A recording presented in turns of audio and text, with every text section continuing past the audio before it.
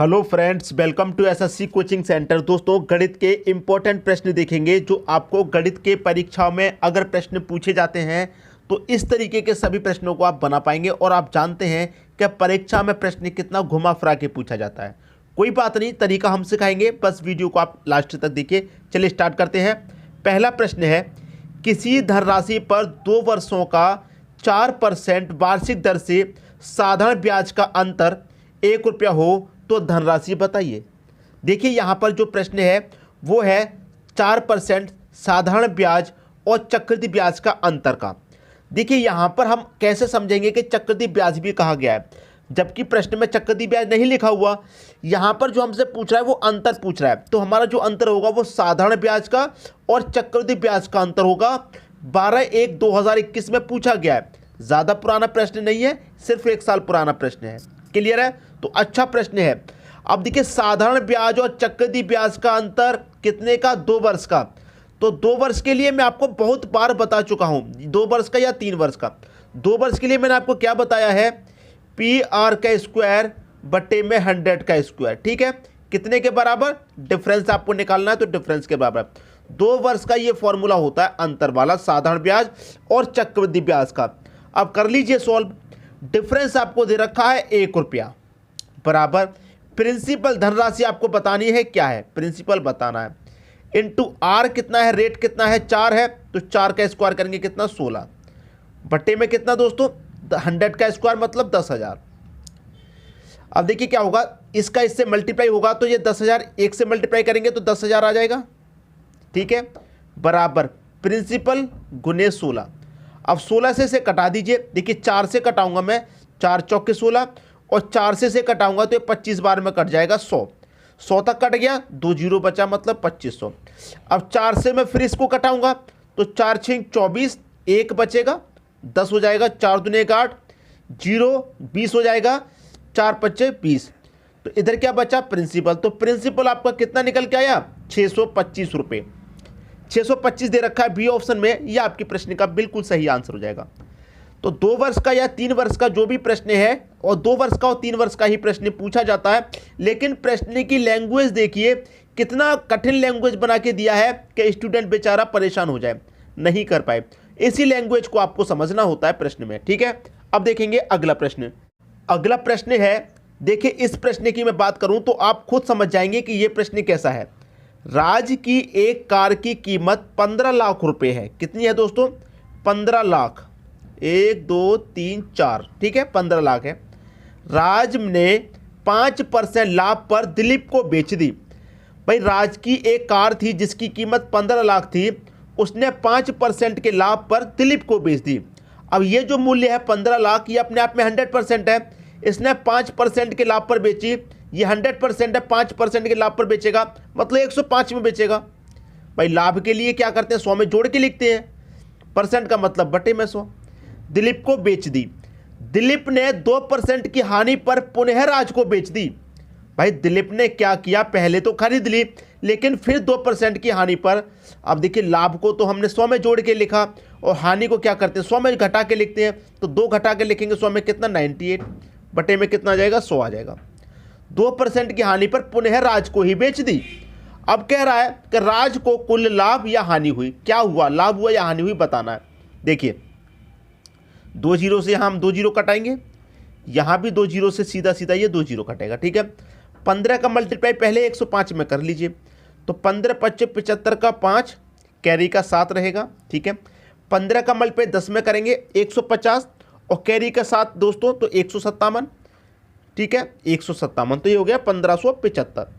इन दोनों का मल्टीप्लाई, अभी मल्टीप्लाई में 98 भी है आपका। ठीक है, ये तो इन दोनों का मल्टीप्लाई आ गया, मल्टीप्लाई 98 भी है। अब देखिए यहाँ पर देखिए कैसे मल्टीप्लाई करेंगे, 1575। ठीक है, अब आप इस 98 को क्या लिख सकते हैं? 100 - 2 लिख सकते हैं। इस 98 को 100 - 2 98 होता है, इसलिए लिखा क्योंकि मल्टीप्लाई करना आसान हो जाएगा। तो इसका मल्टीप्लाई 1 से करेंगे तो ये आपका 1 से मल्टीप्लाई करने पर 1575 ही रहेगा और 2 जीरो आ जाएंगे। माइनस 1575 का मल्टीप्लाई 2 से करेंगे तो ये कितना हो जाएगा? 3150 हो जाएगा, सीधा सीधा 3150।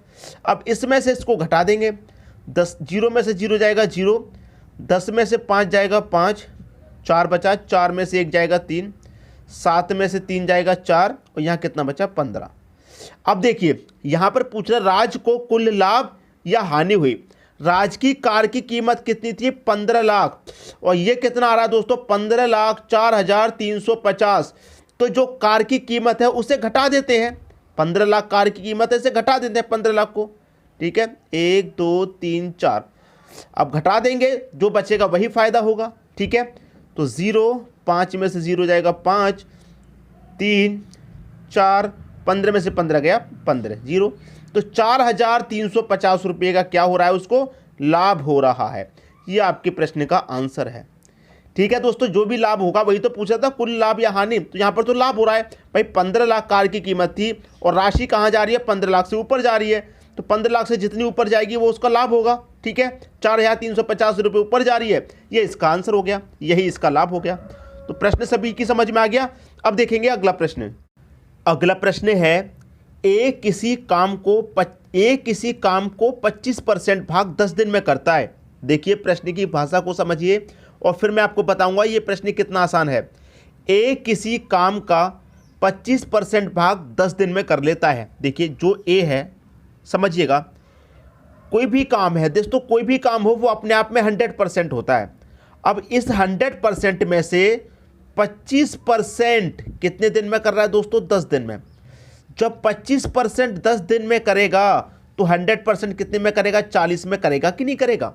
ठीक है, तो इसका मतलब जो ए है वो पूरा अपना 100% काम, पूरा 100% काम कितने दिन में करेगा भाई 40 दिन में करेगा।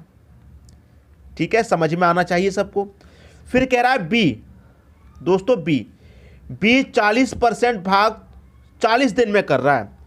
जो भी काम होता है अपने आप में 100%, 100 में से 40% काम कितने दिन में कर रहा है 40 दिन में कर रहा है। अब आप समझदार हैं, जब 40% काम 40 दिन में तो 100% काम 100 दिन में। ठीक है, तो बी 100% काम अपना कितने दिन में करेगा 100 दिन में करेगा। आगे बढ़ते हैं प्रश्न में। सी 1/3 भाग 13 दिन में करता है। दोस्तों देखिए सी आपका 1/3 भाग कितने दिन में कर रहा है 13 दिन में। 1/3 भाग, अब परसेंट में नहीं दिया गया सी का, बटे में दिया गया, 1/3 भाग 13 दिन में कर रहा है। तो 3 का मल्टीप्लाई 13 से होगा कितना, 13 3 का 39 दिन। तो आपका जो सी है वो अपना काम कितने दिन में कर रहा है 39 दिन में कर रहा है। अपना जो भी 100 काम है वो 39 दिन में कर रहा है। ठीक है, 39 दिन में कर रहा है। तो कह रहा है यहां पर इसमें से सबसे जल्दी कौन काम को पूरा करेगा। ए अपना 100% काम 40 दिन में, बी अपना 100% काम 100 दिन में और सी अपना 100% काम 39 दिन में कर रहा है। तो पूछ रहा है कि सबसे जल्दी कौन, भाई सी कर रहा है सबसे जल्दी 39 दिन में। सबसे जल्दी कौन कर रहा है, सी कर रहा है। कितने दिन में कर रहा है 39 दिन में कर रहा है। ये आपके प्रश्न का आंसर हुआ कि नहीं हुआ। और कोई भी बच्चा ऐसा नहीं होगा जिसकी समझ में नहीं आया हो। मैंने पहले ही बोला था कि प्रश्न की लैंग्वेज चाहे कैसी भी दे दे, हम आपको उस तरीके से बताएंगे जिससे कि कम समय में आंसर आए और आप कभी नहीं भूलें, हमेशा के लिए आपको याद हो जाए। ठीक है दोस्तों, बात सभी की समझ में आ गई। अब देखेंगे अगला प्रश्न। अगला प्रश्न है फैक्टोरियल 19 में शून्यों की संख्या ज्ञात कीजिए। फैक्टोरियल 19 का मतलब क्या होता है कि आपको 19 से स्टार्ट करना है। 19 गुने 18 गुने 17 गुने 16, ऐसे ही कहाँ तक आ जाएंगे आप, गुने 1 तक। जितना फैक्टोरियल होता है उतने से स्टार्ट करना है और 1 तक आना है। तो इसका मतलब क्या है, 1 से लेकर 19 तक मल्टीप्लाई हो रहा है। ये 19 से लेकर 1 तक ये उल्टा दे रखा है और इधर से देखें तो सीधा 1 से लेकर 19 तक है। जैसे कि मैं अगर ऐसे भी लिख सकता हूँ, 1 गुने 2 गुने 3 गुने 4 गुने ... 19 भी लिख सकता हूँ। अब इसको मल्टीप्लाई में लिख लो, चाहे इसको ऐसे मल्टीप्लाई में लिख लो, बात एक ही है, आंसर आपका एक ही आएगा। ठीक है, अब इसको करना आसान हो गया। देखिए लगातार संख्याएं 1 से लेकर 19 तक। ठीक है, हमें क्या करना है, शून्यों की संख्या पता करनी है कितना आएगा। अब देखिए 1 से लेकर 19 तक कितनी संख्या टोटल, 19 ही तो हैं। कितनी संख्या टोटल, 19 ही तो हैं। 5 से करते हैं डिवाइड, इसमें हमेशा 5 से करते हैं डिवाइड हमेशा। 5 त्रिक का 15, कितनी बार जाएगा, 3 बार। 4 बार तो जाएगा नहीं, 4 बार लेंगे तो 19 से ज़्यादा हो जाएगा। जो संख्या है उससे कम तक होना चाहिए जहां तक कट जाए। ठीक है, अगर यहां पर हमारा 20 40 डिवाइड 40 होता और मैं इसे 5 से डिवाइड करता तो 5 8 40, 8 जीरो आएंगे, 40 पूरा कट रहा है।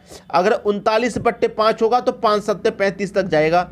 ठीक है, जहां तक कटेगा वहीं तक काटना है, बाद वाली संख्याओं से कोई मतलब नहीं, जहां तक कटेगा वहां तक काटना है। आपका 15 तक कटेगा 3 बार, 15 तक काटना है, 3 आपका आंसर आएगा। शून्यों की संख्या कितनी होगी? 3 होगी। सबकी समझ में बात आ गई। अब देखेंगे अगला प्रश्न।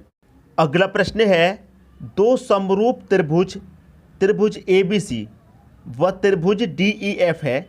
यदि AB बराबर 12.5 सेंटीमीटर व DE बराबर 10 सेंटीमीटर है तो दोनों त्रिभुजों के क्षेत्रफल का अनुपात बताइए।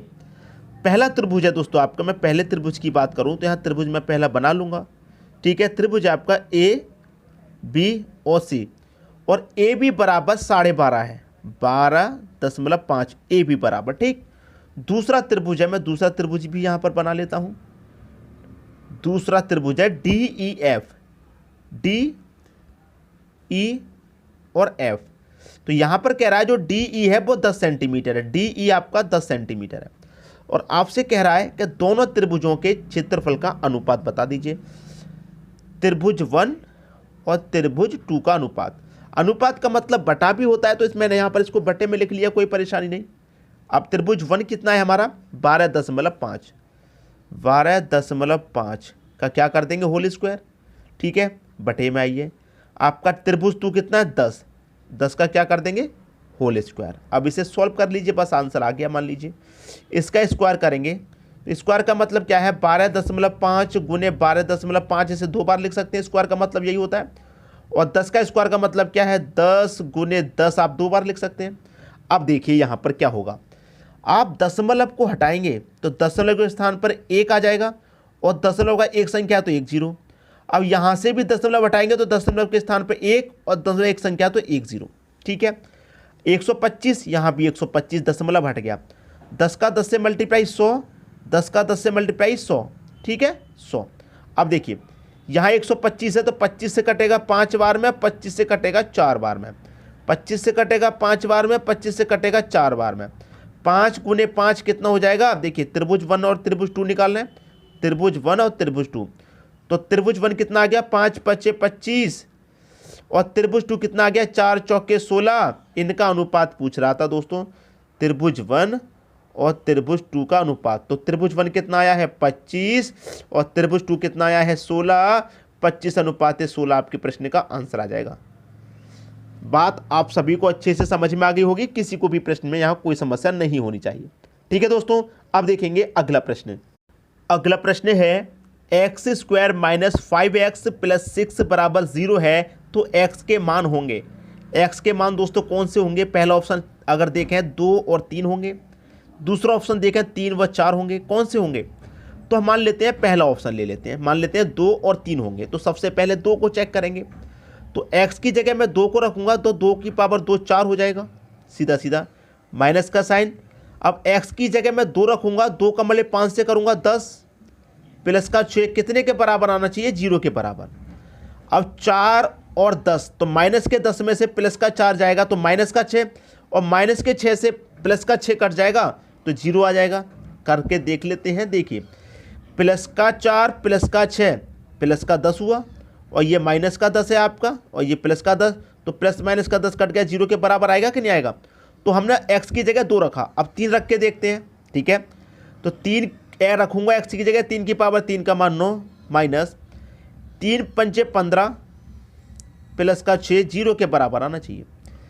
प्लस का 9 प्लस का 6 प्लस का 15, ठीक है, और ये माइनस का 15, तो प्लस माइनस का 15 कट जाएगा, ये भी 0 के बराबर आ गया। तो x के मान कौन कौन से होंगे? 2 और 3 होंगे। पहला ऑप्शन हो जाएगा सही आंसर। क्लियर है दोस्तों सभी को? किसी को कोई समस्या नहीं होने वाली। अब देखेंगे अगला प्रश्न। अगला प्रश्न है, sin a + b बराबर √3/2 व cos a - b बराबर √3/2 हो तो a व b का मान बताओ जबकि थीटा न्यून कोण है। अच्छा प्रश्न है, देखिए समझ लीजिए। यहाँ पर अगर मैं बात कहूँ साइन की, तो साइन कितने का मान √3/2 होता है? आप कहेंगे साइन 60 डिग्री का मान, √3/2 होता है। ठीक है, तो इसका मतलब a प्लस वी की वैल्यू आपकी 60 डिग्री आ जाएगी। क्लियर है, a प्लस वी की वैल्यू 60 डिग्री है, यहां लिख देता हूं मैं a प्लस बी बराबर 60। अब आगे कॉस की बात करें हम, ठीक है, कॉस की बात, तो कॉस a माइनस बी बराबर कितना, √3/2। तो आप जानते हैं कि कॉस कितने का मान √3/2 होता है, आप जानते हैं यहाँ कितना रखेंगे, 30 रखेंगे, क्योंकि कॉस 30 का मान √3/2 होता है, कॉस 30 का मान। तो देखिए इसकी वैल्यू कितनी थी, 60 आई थी, और इसकी वैल्यू कितनी है, 30 है। तो आप कर सकते हैं, देखिए a प्लस बी बराबर 60 और a माइनस, यहाँ लिखते हैं a माइनस बी बराबर कितना है, 30 है। अब हल करेंगे, प्लस का b माइनस के b कटेगा, a और a कितना हो जाएगा, 2a हो जाएगा, बराबर 30 और 60 90 हो जाएगा। अब a बराबर कितना भाई, 2 से 90 को काट दोगे 45, और जबकि a प्लस बी बराबर आपका 60 है और a का मान 45 है, तो b का मान 15 आएगा कि नहीं आएगा, दोनों को जोड़ देंगे तो 60 हो जाएगा। क्लियर है। अब कह रहा है a व b का मान बताओ, तो आप बता सकते हैं a और b का मान, a का मान दोस्तों कितना है, 45, और b का मान कितना है, 15 है। ये आपका आंसर आ गया। क्लियर, सभी को प्रश्न अच्छे से समझ में आ गया होगा, किसी को भी प्रश्न में कोई समस्या नहीं। a का 45, b का 15। उम्मीद करूंगा सभी को प्रश्न अच्छे से समझ में आ गया, किसी को भी प्रश्न में यहाँ कोई समस्या नहीं होने वाली। ठीक है दोस्तों, वीडियो देखने के लिए आपका बहुत बहुत धन्यवाद।